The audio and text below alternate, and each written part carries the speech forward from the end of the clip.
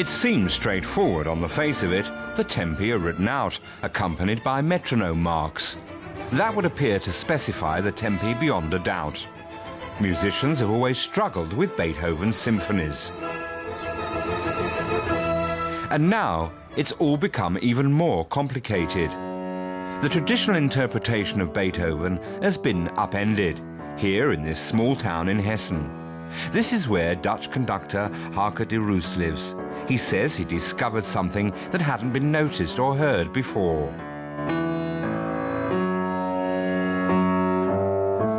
All diese Metronoomzahlen sind Fehler. All of these metronome marks are mistakes, but they're deliberate mistakes. Some of them were noticed before, but people always assumed Beethoven made a mistake. It was a bit of an insult to Beethoven's honor as a musician.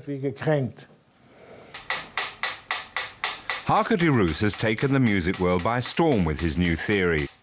Most of the metronome marks were a deliberate puzzle on Beethoven's part, he says.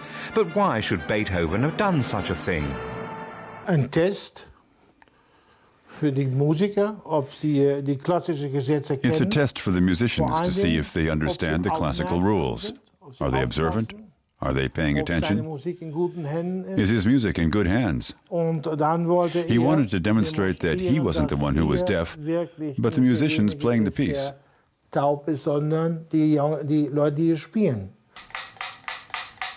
In fact, the metronome was invented during Beethoven's lifetime.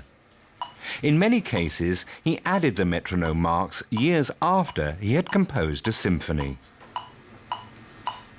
66. This is 66.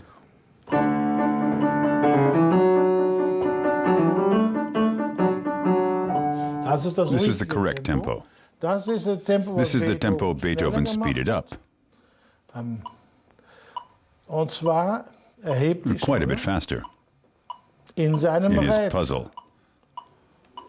And this is what it sounds like.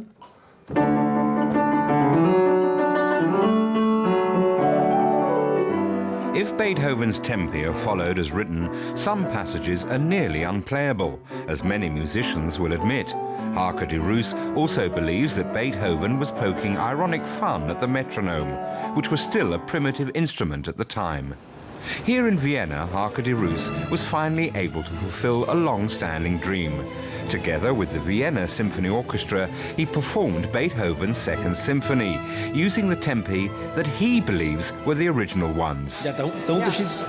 Yes, the difference is striking, enormous. I've never played anything so differently. It's unfamiliar at first, of course, because the orchestra is used to the conventional tempi. But this way, we can hear things we've never been able to hear before, things that were hidden until now.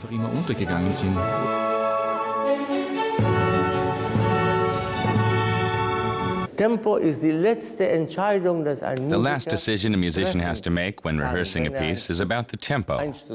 And that involves understanding what it's actually about, its dynamic, how it fits together. And then comes the last question. Which tempo best captures all these things is the million-dollar question. Interpreting means recreating something for yourself in a personal way. It's not as though a performer who doesn't stick to the metronome marks is offending anyone or insulting Beethoven. Good Lord, it's just his interpretation.